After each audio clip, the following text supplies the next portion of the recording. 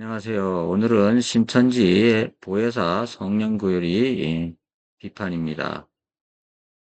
신천지는 이만희 총회장을 이긴 자, 보혜사, 또 약속의 목자, 이렇게 이제 주장을 해서 그를 구원자, 예수, 하나님으로 만드는 교리를 가지고 있습니다. 그래서 이번 시간에는 그 보혜사 성령교리라는 것, 이만희 총회장이 과연 보혜사인가에 대해서 한번 이야기를 해 보려고 합니다. 잘 들어보시고요. 신천지 성도들 특별히 이제 잘 들어보시기 바랍니다. 기성교회 성도들도 이제 이것을 잘 들으시고 신천지의 유혹에 넘어가지 않기를 바랍니다. 자, 보혜사 성령 교리입니다. 이만희는 스스로를 가리켜서 새 언약의 사자, 또 이제 어린 양, 두 증인, 또 구주, 보혜사 등으로 이제 자신을 신격화 이제 하고 있습니다. 그래서 이러한 신격화 주장 중에서도 가장 심각한 것이 이만희가 보혜사라는 교리입니다. 곧 예수께서는 승천하시기 전에 보혜사를 보내주시겠다고 그렇게 약속을 하셨는데 그 말은 맞지요.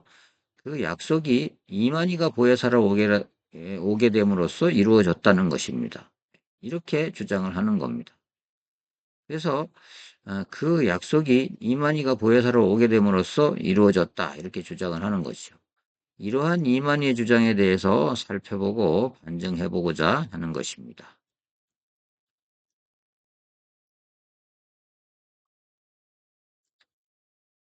어, 첫 번째 보겠습니다. 자, 첫 번째 이만희 보혜사 주장의 증거. 이들의 주장을 한번 보겠습니다. 이들은 성도들을 미혹할 때 처음부터 이들의 보혜사 교리를 가리키지는 않습니다. 용의주도하게도 처음에는 교리를 감추고 경계를 풀게 하는 것입니다. 신천지 성도들은 아, 처음에는 이만희를 보혜사라고 하지 않느냐라고 이렇게 물으면 우리는 절대 그런 주장을 하지 않는다라고 이렇게 합니다. 그러나 이들은 기성 교단의 질책을 일단 피하고 보는 그런 일시적인 작전일 뿐입니다. 일시적인 작전일 뿐입니다. 자, 그들의 실제 모습, 이만희가 곧 보혜사라는 주장을 핵심 교리서인 신탄이라는 책이 있습니다. 신탄을 통하여서 확인할 수가 있습니다. 특히, 이제 신탄의 내용을 보겠습니다. 336페이지인데요. 첫 장막이, 유젤의 장막성전이 배도하여, 멸망자에게 짓밟히게 될때 그곳에서 벗어나 이 실상을 증거하는 새 언약의 사자, 즉 이만희가 나타난다. 이 사자는 보혜사로서 이 새 언약의 사자가 보혜사란 말이죠. 성령의 신부 대신 둘째 장막, 이만희의 장막 성전을 가리키는 겁니다. 이만희의 증거 장막 성전의 지도자요. 또한 이제 인을 치는 분이다. 그가 경의 말씀이 빠짐없이 실상으로 응하는 것을 보고 들은 대로 증거하기 위하여 신천지 증거장막 성전을 창설하신다. 이 증거장막이 새 예루살렘이요 인마전 자 14만 4천이 서게 될 시온산이다. 라고 이 책에서 밝히고 있습니다. 또한 동일한 책에서요.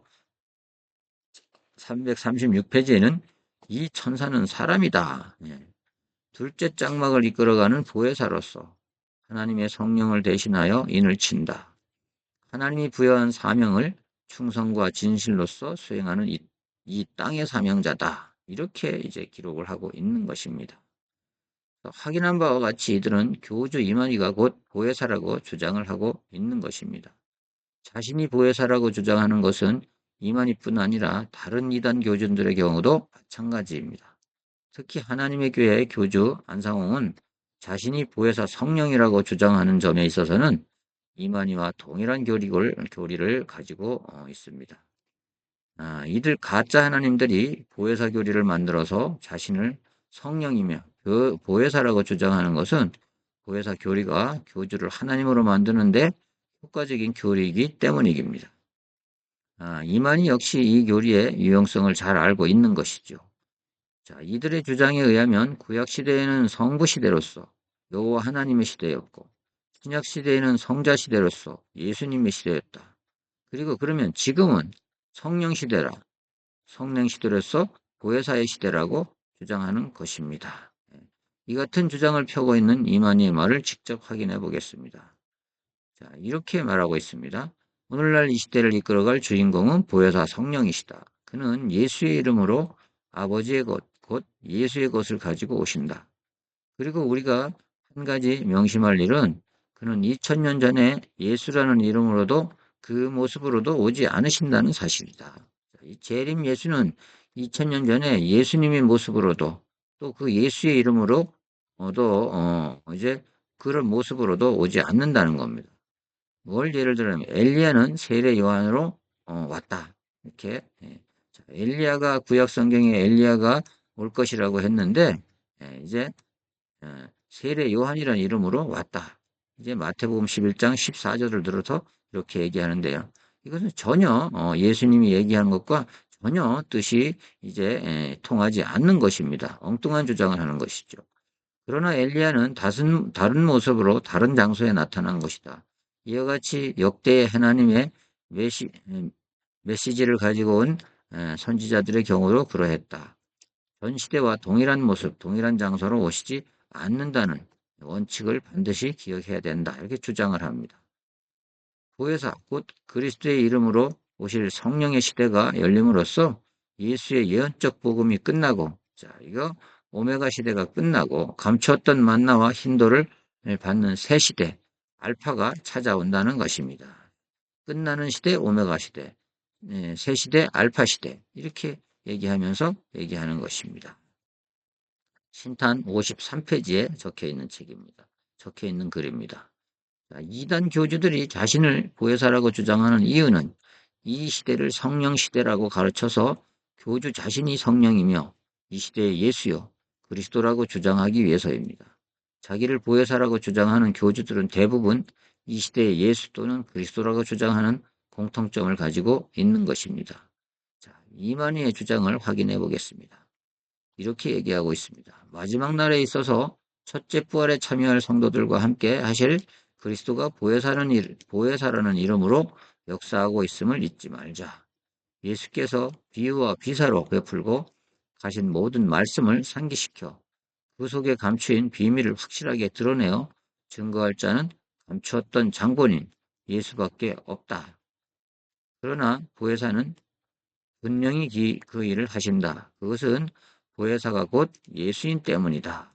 그러니까 자신이 보혜사가 되면 자, 이제 약속의 목자가 보혜사가 되면 이제 그 보혜사가 예수가 되고 하나님이 되는 거죠. 보혜사는 곧 하나님 아버지의 이름으로 2000년 전에 오셨던 예수 그리스도께서 다시 오시게 될 때의 이름이다. 예수님이 이 땅에 다시 오시게 될 때는 보혜사라는 이름으로 오신다.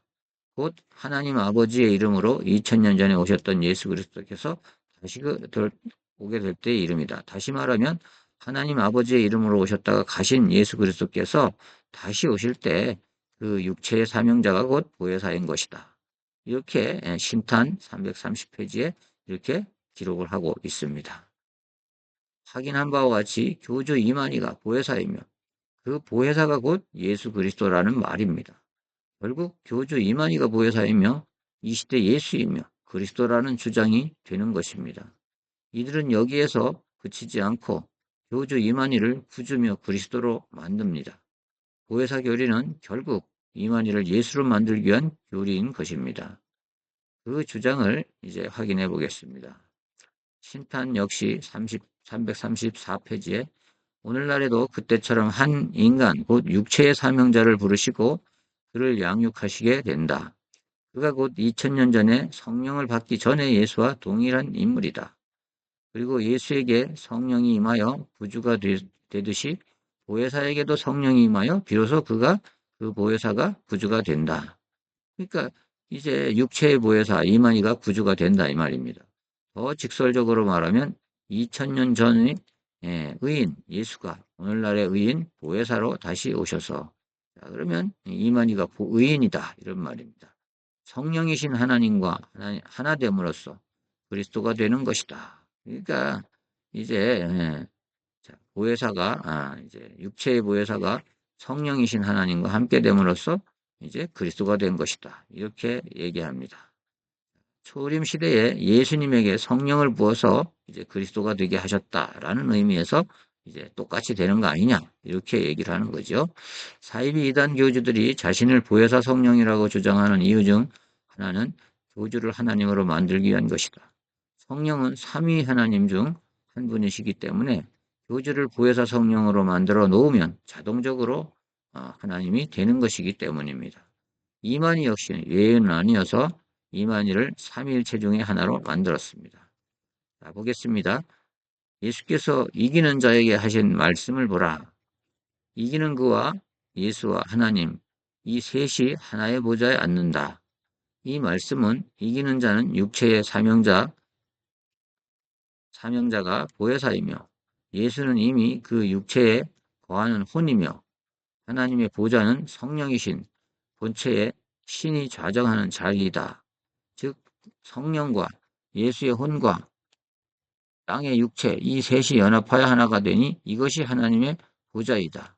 따라서 이 삼위가 일체가 되는 날, 그 날이 여호와의 한 날이요 변화 성신하여 신인이 탄생하는 날이다. 339페이지에 기록되어 있는 말씀입니다. 이 내용은 이만희가 삼일체 중 한 하나님이며 성령 하나님이라는 것을 주장하는 말입니다. 결국 이만희가 하나님이라는 말입니다. 보혜사 교리는 교주 이만희를 이 시대의 예수로 보이는 하나님으로 만드는 교리인 것입니다. 자, 이만희의 주장을 다시 한번 살펴보겠습니다. 신탄 339페이지에 하나님이 보이지 않는 성령으로 계시지만 그 성령이 육체의 사명자 이만희에게 임하여 거하실 때에는 이제 보이는 하나님이 되어 나타나신다라고 그러니까 이만희는 보이는 하나님이라 이런 얘기입니다.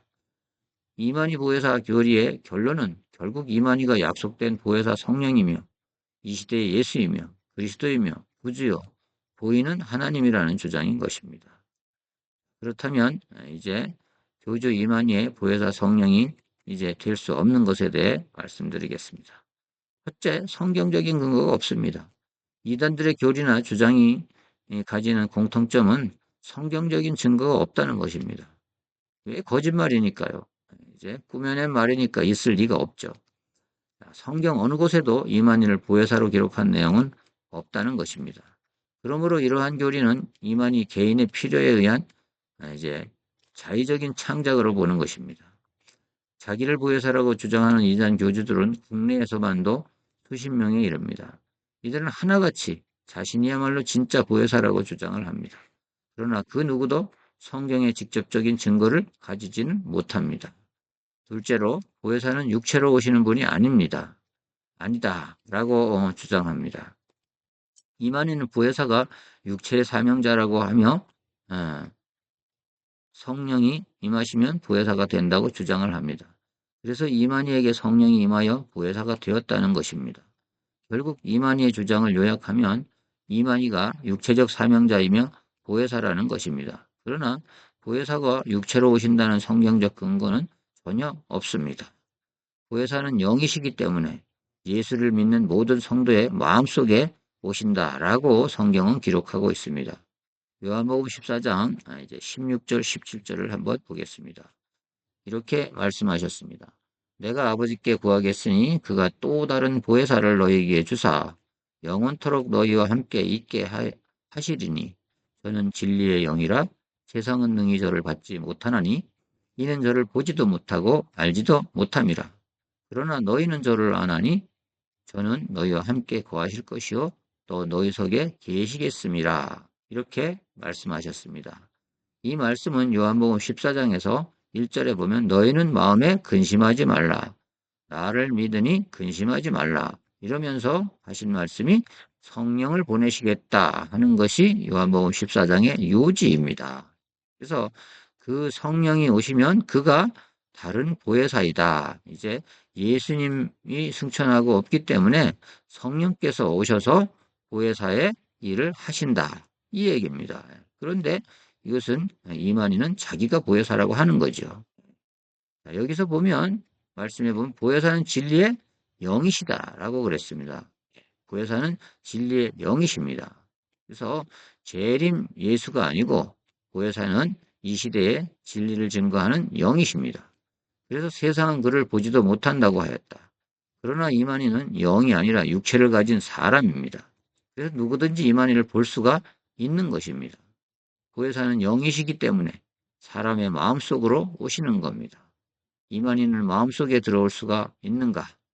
육체를 입고 있는 이만희는 보혜사가 될 수 없는 것입니다. 보혜사란 헬라어로 파라클레토스입니다.